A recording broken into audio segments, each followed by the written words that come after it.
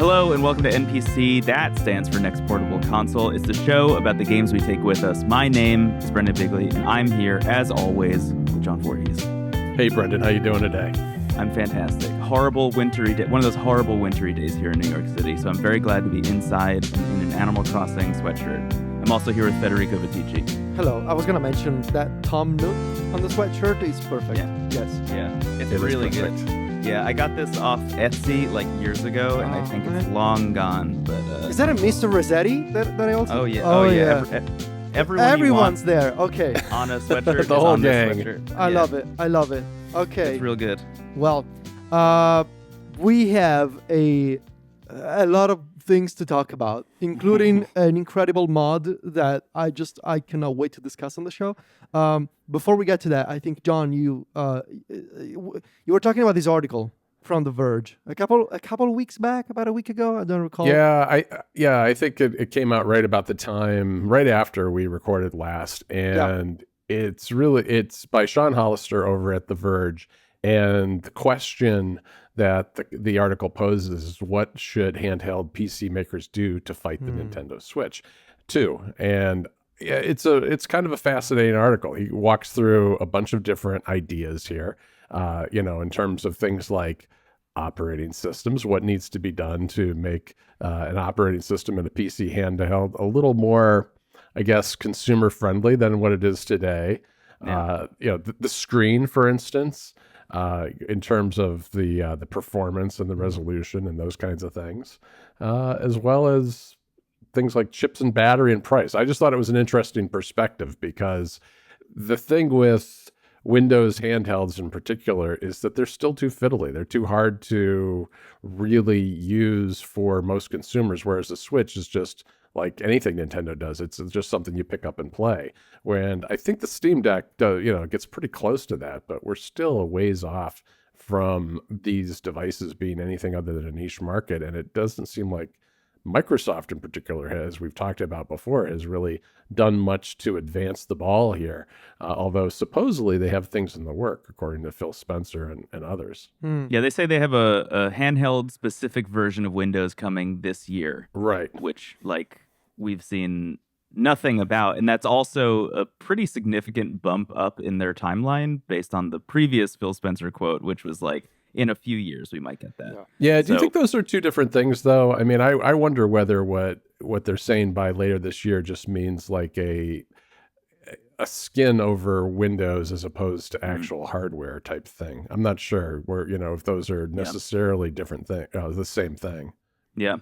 Yeah, I think it's interesting. I think this article is interesting because the opposite of this article, I think, is also a fascinating question. Like, what should Nintendo do to fight PC handhelds? Mouse mode, baby. It's mouse mode. That's so the answer. I was gonna say, in the past week alone, 3 different people in my regular real life, three people who don't listen to NPC, don't listen to as real as it gets, as real as people can be, asked me individually, without actually knowing each other, hey, should I get a Steam Deck or wait for the Nintendo Switch 2? Same question, 3 different people. So what seems obvious to me, and also all of them landed on the same conclusion. Yeah. I think I'm gonna wait for the Switch because the Steam Deck is too expensive. Yeah. Which I think there's a lot reasonable. There's a lot to unpack here, and obviously, you can imagine how glad I was to answer that question and launch myself into this 5 minutes of explaining. But pitch for the show. But but I think obviously, this is good for Nintendo that people are saying, well, I'm potentially gonna wait if maybe the Switch is gonna be around 400 instead of more than 500. But at the same time, who would have guessed a few years ago that a company could have been put in the same level of conversation as the Nintendo Switch, right? Sure. Just before, it seemed impossible. And instead, I'm seeing people being more and more aware of the Steam Deck without any major advertisements in Italy for the Steam Deck. It's Right, so and- hard to overstate how successful the Steam Deck's launch was. And I think so much of that, as it needs to be, I think in this case, to reach that kind of consumer awareness about marketing. Like, it's just about how you pitch the device. You know, hey, this is a PC that's as easy to use as the Nintendo Switch and kind of looks a little bit similar to the Nintendo Switch. Like, all of that is so important. But then you have to get the hardware right, and then you have to get the software right. And they did everything right. And that's the reason that whole product category is blowing up the way it is now, you know, with more and less successful entries here and there. But the fact that those two are even in conversation is interesting. And I made a Wavelengths video a couple weeks ago specifically about mouse mode, where I posit that in some ways mouse mode feels a little bit like Nintendo acknowledging the Steam Deck. Like, they don't really acknowledge anyone else's competition. And I think there's a world in which the existence of mouse mode, if that's true, which, I mean, it's worth mentioning again, not confirmed, but, you know, if it's true, is in some ways Nintendo being like, yeah, we're going to eat your lunch too. Like, you're the one thing that we might consider a competitor, and we're just going to dunk on that as well. Yeah, I think the other aspect of what Valve did with the Steam Deck that really rocketed them forward was the fact that a lot of people have been collecting games on Steam for a long time. You know, there was a built-in library there for a lot of people who maybe were neglecting it. I know I was neglecting it for years, although I had quite a bit in there. I still am, despite the Steam Deck. And all those games you've been collecting in Steam since 2010 are definitely going to run on the Steam Deck. I think that's one of the big things, right? Is like those games are old enough that the Steam Deck can run them absolutely no problem. It's when you start to bump up against new games where you start to run into issues. And honestly, like, look, I think it's really commendable what the Steam Deck has done. Maybe this is naive of me, but I feel like there's always going to be a hurdle for the larger consumer base, like to reach actual Switch or Xbox or PlayStation levels of success. The fact that you can go and buy a game on Steam and have it not run on the device that you bought because the specs are not right is always going to be a thing that holds it back compared to something like the Switch. Well, it needs to be in big box retailers too. I mean, right now you have to go to Valve's website to buy a Steam Deck. So it needs to be that as well. I think, Federico, the question that people ask you, the thing that I would answer would be, I would wait because... Oh, yeah, that's my default answer, yes. Right. I would say not only would I wait, but it's not because the price might be less. It's because we don't know much about the Switch 2 yet. We don't know the price. We don't know the specs. And that calculus may change come April 2nd. But I think, but yeah, there's just too many unknowns. And, you know, now we're like, 60 days away from that direct. By then, I think you'll have a pretty good idea of which direction to go. Yeah. Yeah, but even then, like, what if it smells bad? Right. We don't know. Yeah, we don't. They're not going to tell us that in the direct if it smells bad. Remember when people would taste the Nintendo Switch cartridges? We know it tastes bad already. We know nothing about that smell. But you think Furukawa's going to get up on that direct and tell us, hey, this thing is a little bit stinky? I don't think so. Or maybe he might lick it though. You never know. It's going to get up on stage and be like, unlike the first one, this one is sweet. This one tastes good. Yeah. And it's going to be a problem. That's going to be a real problem. Taking a little bite of the cartridge. Yeah. People are already huffing the air that shoots out of the Steam Deck. We can't have a Switch 2 that tastes good. Okay, seriously, the air coming out the Steam Deck is delicious. Like, let's face it. I do it every single time. I take a little huff. Gosh. It's like, I don't know what it is. But every time. Every time, like it's really good chemicals. Like, of all the chemicals, I feel like Valve chose the good ones. I'll admit it. I did it once because I needed to know. Never again. No. I do it like every time is wild, Federico. That's a bit of a habit right there. It's a really pleasant smell, is what I'm saying. All right. But I just wanted to say one serious thing. To go back to the article, I think what handheld PCs should do to fight the Switch. I think the obvious answer would be work out a deal with Valve and run SteamOS. I think because the experience has to be as easy as possible. Like, that's the beautiful part of the Switch. There's always going to be that asterisk of like, you buy a Nintendo Switch, you know that performance is going to be guaranteed, right? Whereas if you buy a Steam Deck and then you go download God of War Ragnarok, well, who knows how that's going to run on your Steam Deck. So that's Yeah, also, to need to open a menu and change the TDP Yeah. is going to be a step too far for pretty Exactly. much People. everybody. exactly. Yeah. So unless, like, I think it would be interesting if Valve can come out with even a more strict certification program for games with the Yeah. with the Proton, like, because all of these TDPs, Proton compatibility, like all this Yeah. terminology needs to go. If you Yeah, it seriously just has want to be, does it work or does it not? yeah, does it work or does it not? Like, it needs to be way simpler. So Right. that would And be then you rely on the community to fill in the gaps there, right? Yeah. Like ProtonDB as a website exists for the people like the three of us who know where those settings are and how to change them. Right. But I think the other thing that is not mentioned in the story that I think we are going to witness with NPC over the next couple of years is, and I am convinced we're gonna live through this again, a return of the classic console war, Nintendo versus a PlayStation Portable. I think we are on the cusp of living through that again. No, I am. Maybe. I'm You're certain. convinced, huh? I am convinced it's gonna happen. It's gonna All right. happen. And I mean, a man can dream. What I'd give. I think that'd be fantastic. I would love that. yeah, to go back. When was the Vita? 2012, 2013? 2012, 2013, Yeah. yeah, somewhere in Yeah. the vicinity. To go back 12, 13 years and do it again. I think it's Yeah. gonna, so I don't know. It's gonna be interesting.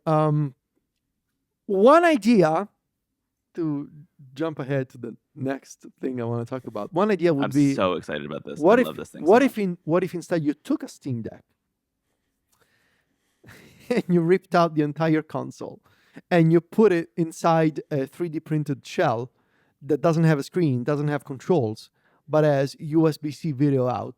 That is the Steam Brick, a project described as no screen, no controller, absolutely no sense, just a power button and a USB port. This is an incredible project that basically takes the guts of a Steam Deck, puts it inside a brick that only has USB-C video out so that you can play with an external controller and something like X-Real glasses or an external USB-C monitor to basically have a Steam console that is just the guts of a Steam Deck. I gotta be honest. I love it because it's, it's proof of concept, which shows if that person can do it, Valve can do a even better job of it, right? If this was a thing I could buy online, I would get one of them. Yeah. But it's a personal project. So yeah, it looked like it was a lot of work too. It was a lot of work. It's not. But what an interesting, like, obviously, like, very, it's, you can tell it's 3D printed, very, like, sort of do it yourself kind of project. I think it turned out pretty nicely though in the end. I think so too. But what Hey, if it works, which it does, then they nailed it. Then they achieved their goal. Yep. And that's about as great as you can ask for. I think, we've talked about this a lot, but I feel like the advent of SteamOS coming out and being widely available does allow people to create things like this. Like, I'm waiting for manufacturers to start making things like this. When exactly. when ASUS and all these other companies, Intel, well, not Intel anymore, but like when the NUCs start coming out and you can, choose at checkout if you want it to run Windows or SteamOS, like, that's going to be awesome. That's going to be a really exciting time, I think. And in a lot of ways, the Steam Brick mod to me just feels like a real proof of concept for exactly that being a viable path for manufacturers as well. Right. Yeah. Right. Yeah. Especially because, like, in that 3D printed case, which, by the way, is smaller than a Steam Deck because it's obviously lacking the controller. Yeah. But in that case, you have the power of a PlayStation 4. Yeah. So imagine something thicker, maybe slightly larger. I mean, you're basically making a console, but it's not impossible right now to achieve the kind of level of performance that you have in a base model PS5 or an Xbox Series S with the latest. I mean, we talked about these latest chips by AMD that Strix. What is it? Strix Halo or Strix Point? Strix Halo Strix is the Halo. new.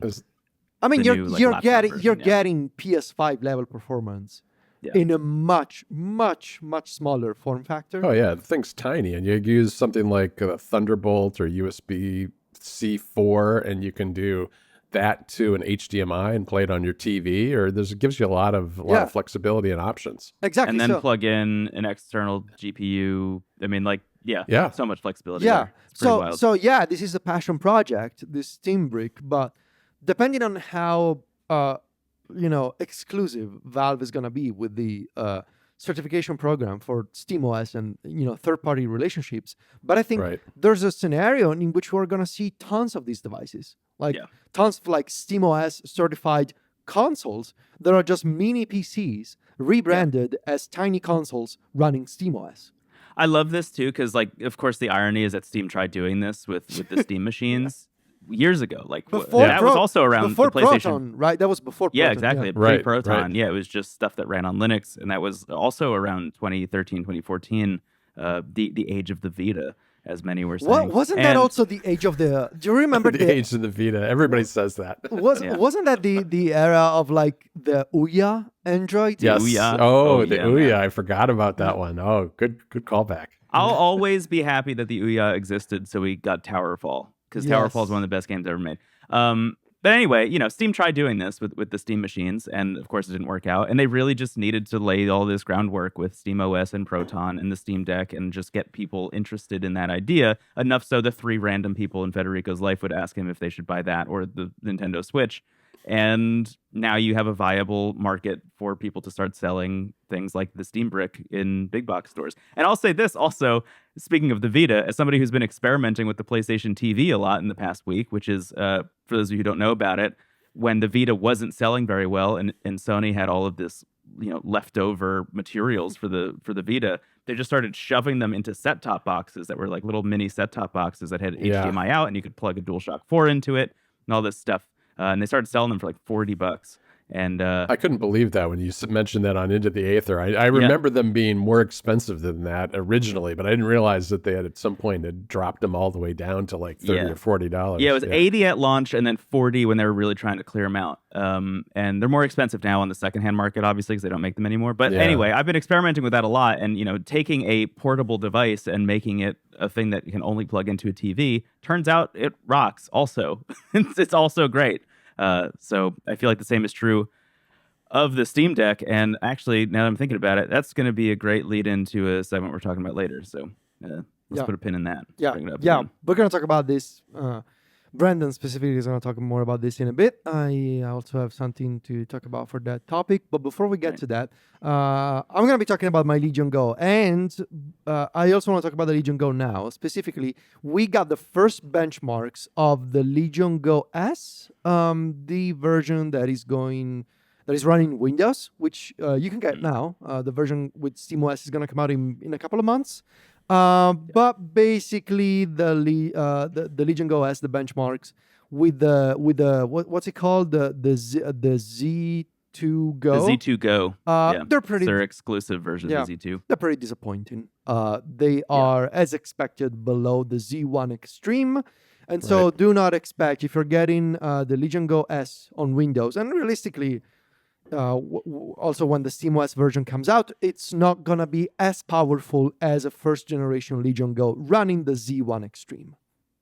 That being said, I've been thinking about this, and I realized that given these benchmarks, I think for me this year, beyond the Nintendo Switch 2, obviously, and barring any surprises like an ROG Ally 2 or an Xbox handheld, but I think the purchase for me will not be the Legion Go S Steam Edition.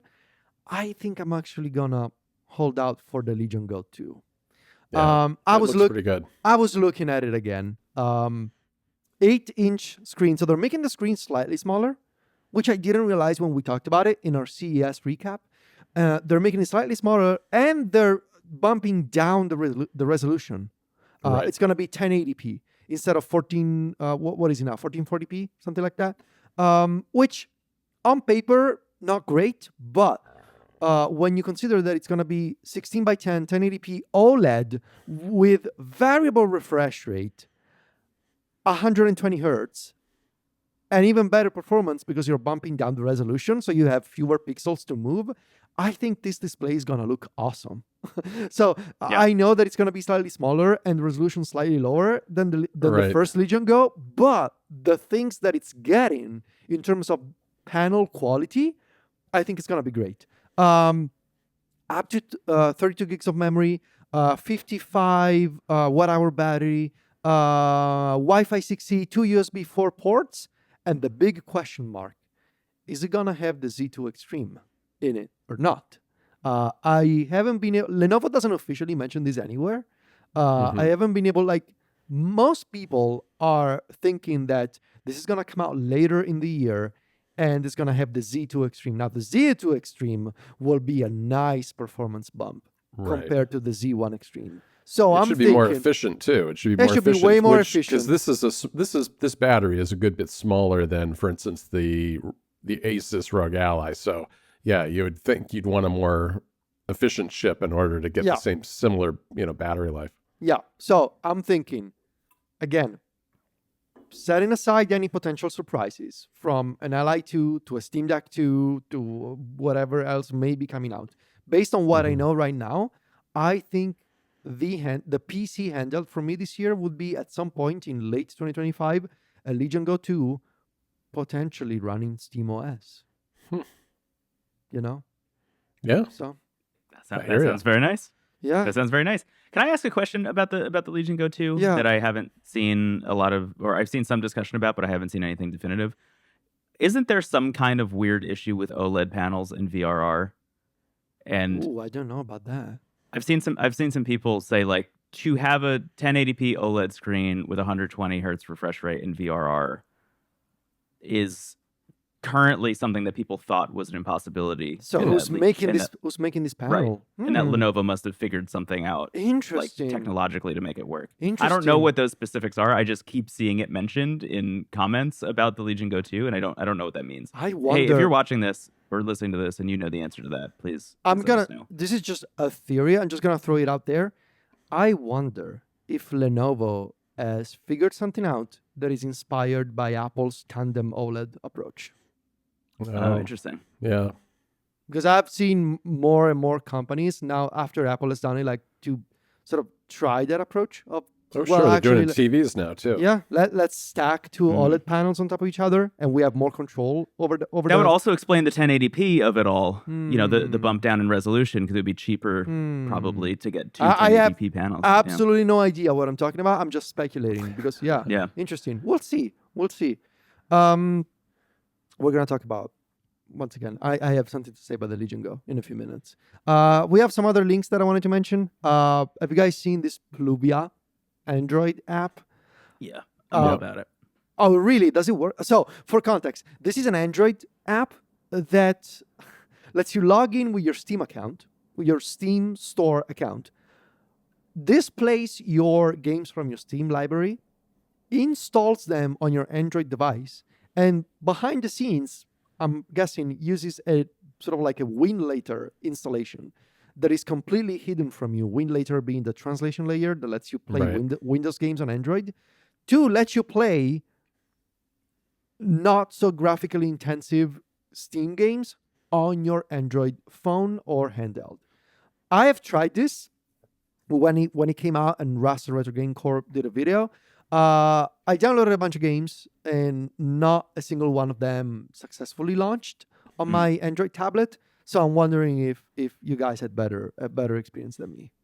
I have not. Okay. Yeah, I haven't tried it yet. So, but what a concept though.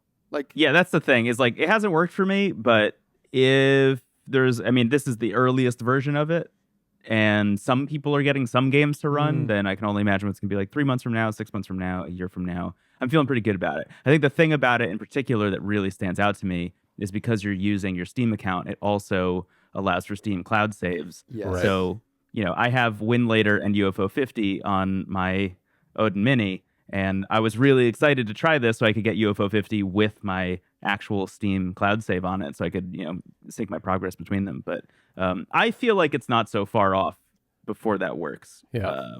I think maybe it's just like a couple more settings or something, or some kind of like compatibility sheet that people will start putting together, which maybe that exists already and I just haven't seen it. But yeah, my testing also didn't go very well with this, but it does feel like an extremely promising future, especially like, I don't love WinLater. I know it works really well for some people. Like, I've seen people running like Oblivion and Skyrim and New Vegas and stuff natively on their Android phones, and like, that's sick. That's so cool that you can do that. I'm not personally gonna do that unless there's like a really easy to follow guide. Right. So Pluvia to me just makes everything a lot simpler. There is a thread here that I think we're gonna need to follow over the next few months, because I've seen these projects gain more and more popularity. So there's Pluvia, there's obviously Winlater, and people are, especially if you keep an eye on Reddit, people are doing all kinds of things with Winlater and forks of Winlater, which I think is a whole other scene that I haven't paid close attention to, but I kind of want to now.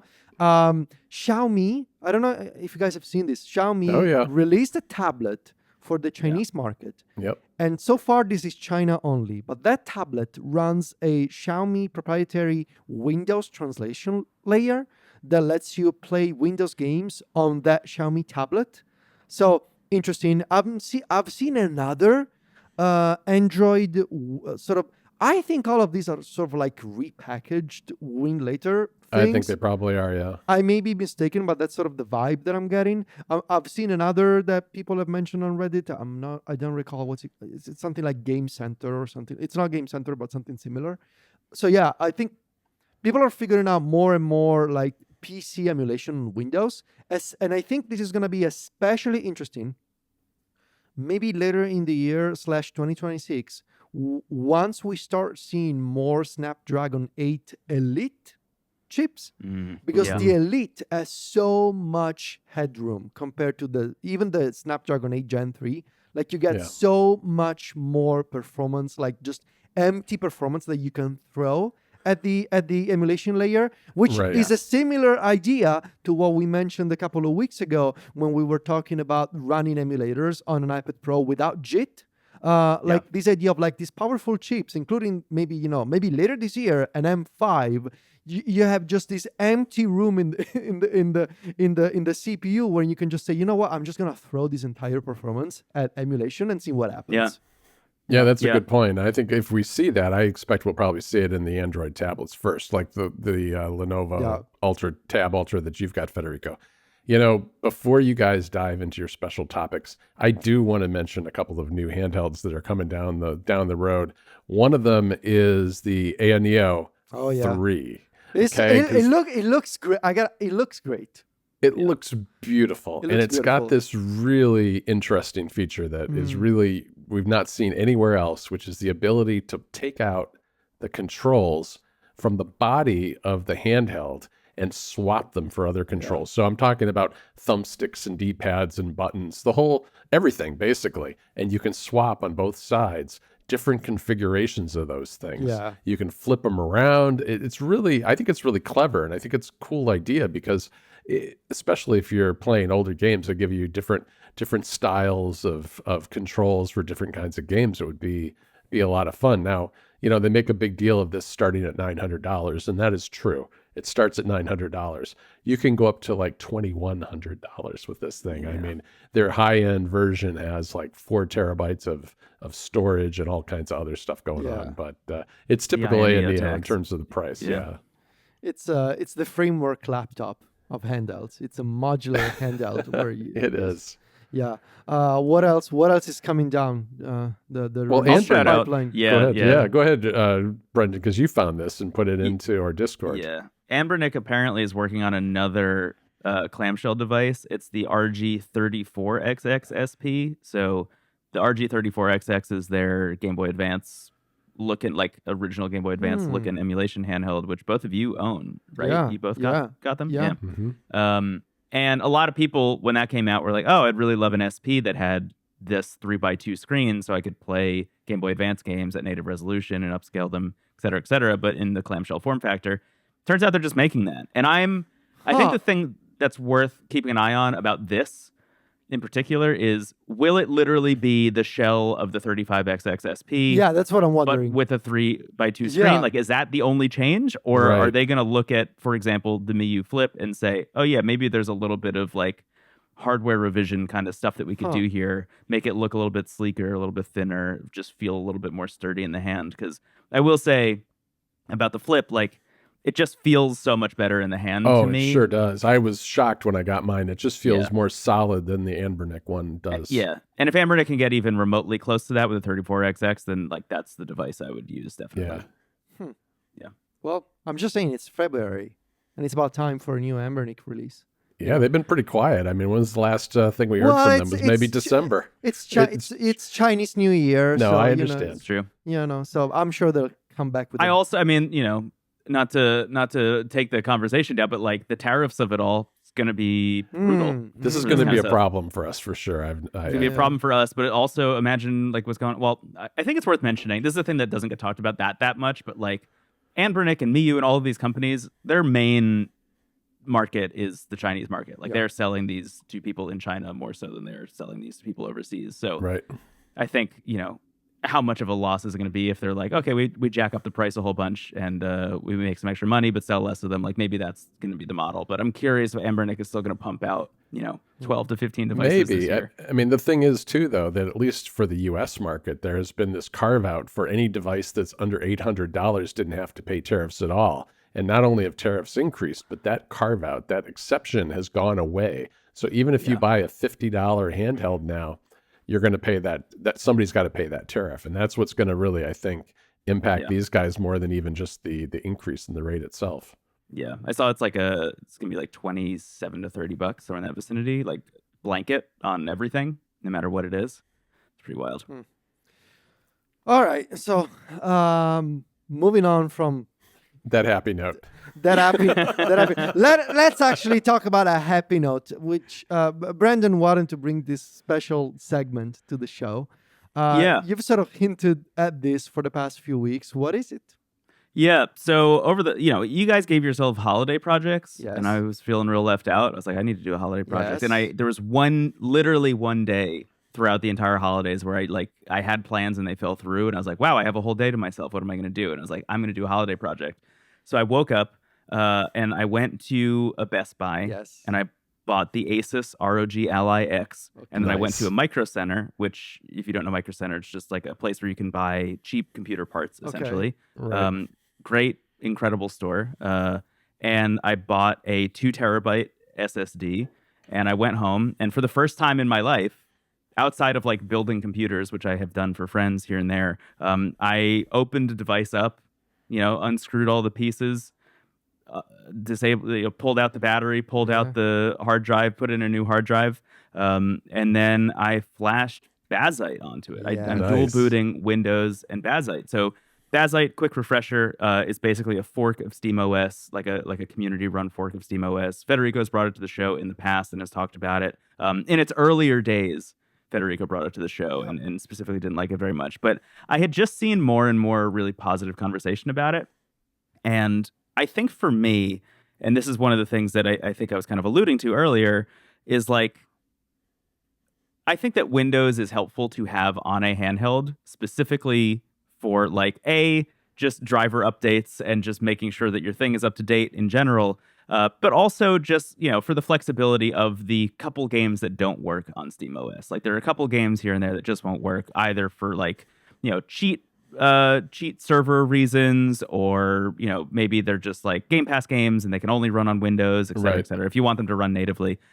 So Windows is helpful there. So, of this 2 terabyte drive, I have about 300 gigs allocated to Windows. That was like, I don't need that much space. There's going to be like 2 games maximum, probably at any given time, that I'll need to download. So like right now it's Indiana Jones and the Great Circle and Persona 3 Reload, because I'm making my way through the DLC. Those are the 2 games I have installed on Windows. Everything else went to Bazzite. And I'll say this, high level, the Bazzite experience, I think, is a lot better than it was when you checked it out, Federico. I can confirm because I'm running it again. There you go. Yeah. Okay. I agree. It's been, I think, fantastic. And I think the thing that I want to talk to you guys about, and the reason I want to talk about this in general, is, first of all, just having the ROG Ally X as my upgrade to the Steam Deck, now running Bazzite. It's kind of a night and day difference, I think, between those two. I was running the original Steam Deck that, I was looking for an upgrade for that device, and the ROG Ally X, even though like maybe a weird time to buy one, literally days before we went to CES, right. Ended up being, I think, the right move. I played through like almost all of Metaphor ReFantasio on it, and even the jump between the Steam Deck to the ROG Ally X has been pretty notable, even just the battery life itself.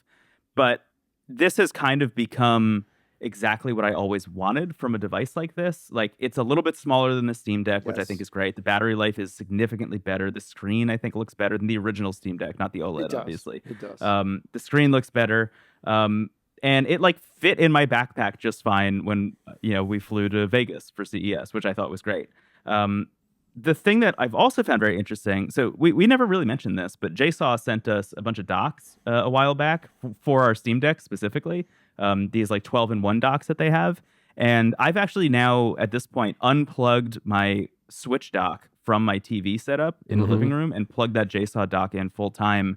And now I just have this with a case on it and a kickstand, basically just like sitting under my TV at all times, ready to be plugged in. Is that the kill switch? Is that what is? Yeah, this is the kill switch from dbrand. Yeah, and it's just sitting there at all times, ready to get plugged into that JSAW dock. And I've just been playing games constantly on the TV as well, and that's been great. That literal like Nintendo Switch ability of it.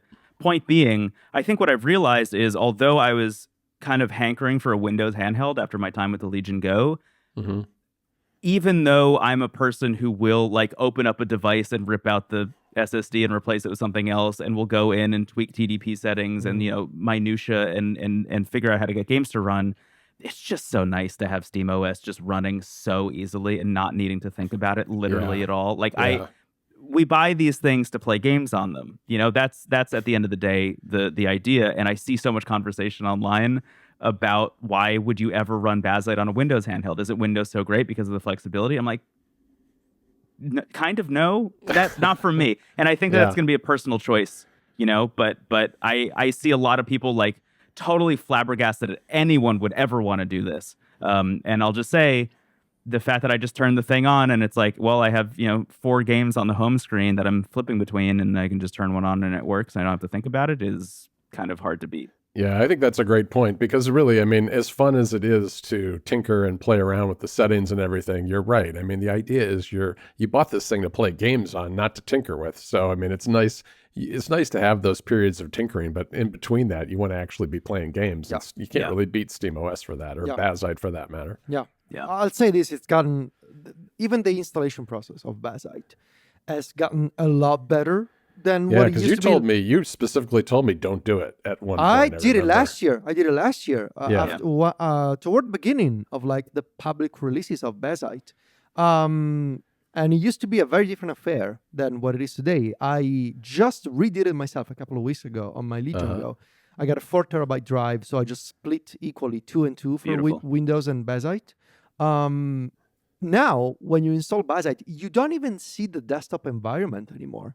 Like it used to be that before you were taken by default into the desktop environment. Right. Now I installed Bazzite again and I never saw it at the beginning. I was taken into gaming mode. I was following an old guide and they were like, okay, now when you hit the desktop, like do this. So I was like, did I mess something up? No, you don't. No, it just worked. You don't see it anymore. Obviously you can go to desktop mode and it's basically SteamOS.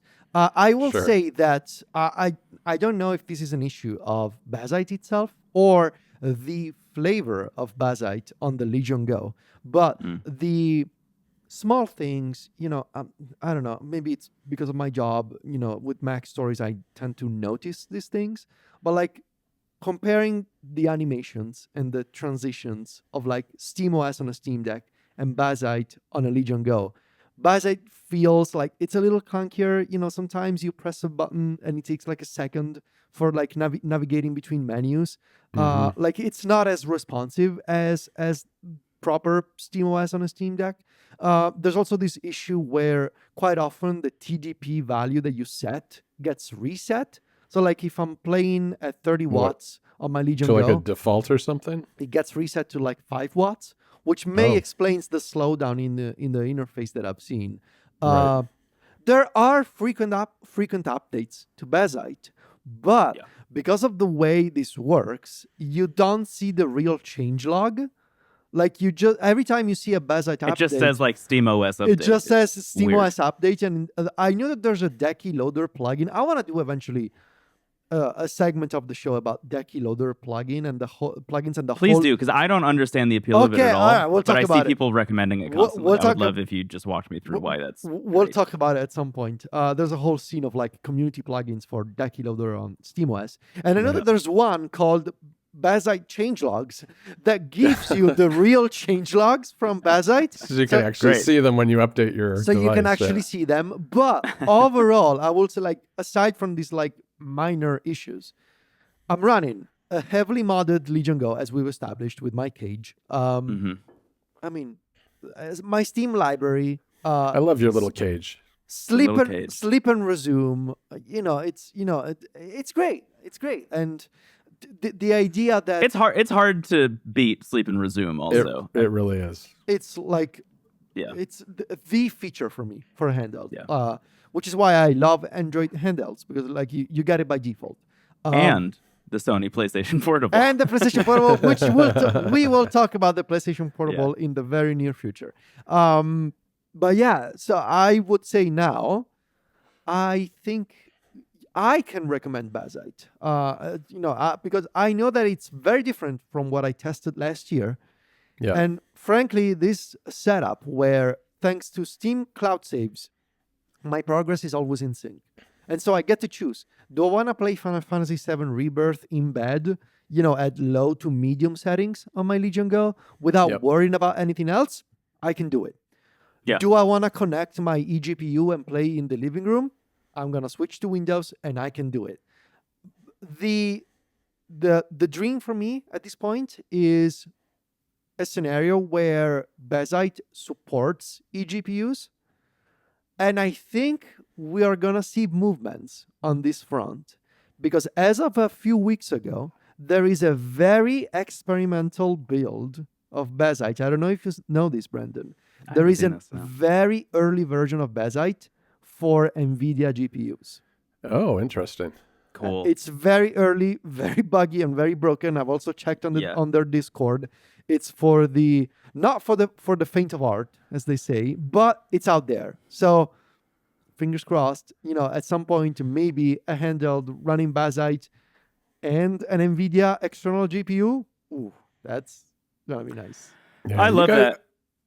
I think you guys have convinced me to take the plunge myself, and the way I'm going to do it is a little different.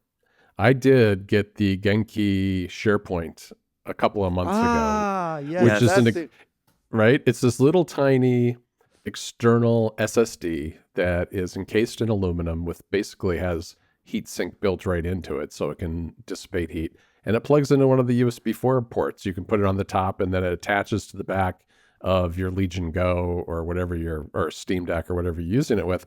And yeah, I think I'm going to use it with my Legion Go, plug it in, put Bazzite on there, and then dual boot between that external drive and the internal Windows partition in the Legion Go itself, because that's just a little bit, it's just easier, I think, and I'll see how it goes. If it's slow, if it's buggy because of the external drive, maybe I'll dive into the guts and do a little surgery to my internal SSD, but hopefully the external will work pretty well in the meantime.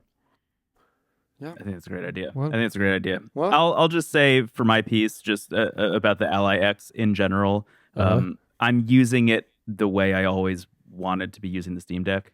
I think I always had an issue playing the Steam Deck for long periods of time, or like making it my main device, quote unquote. And I'm not having that issue with the Ally at all. I'm just picking it up and playing it literally all the time. Nice. And I think a big part of that is the Bazzite installation. I just think it's so easy and so wonderful. So would recommend. Yeah, agreed. So John, keep us posted how it goes. I will. Maybe this weekend. We'll see. All right, sounds good. Well, I think we did it, guys. That's an episode of NPC, and we have some surprises coming out in the near future, but now it's not the time to talk about them. So Soon enough. soon enough. All right, guys. Well, you can find the three of us online as always. Go to Wavelengths Online to follow Brendon's work, and you can find him. Just search for his name, Brendon Bigley. You'll find him on all the usual places. And Federico and I are over at MacStories.net, and we're on the socials too, where Federico is Vitici, and I'm at John Voorhees. Talk to you later, guys. Ciao. Hi, everybody. Thanks for listening.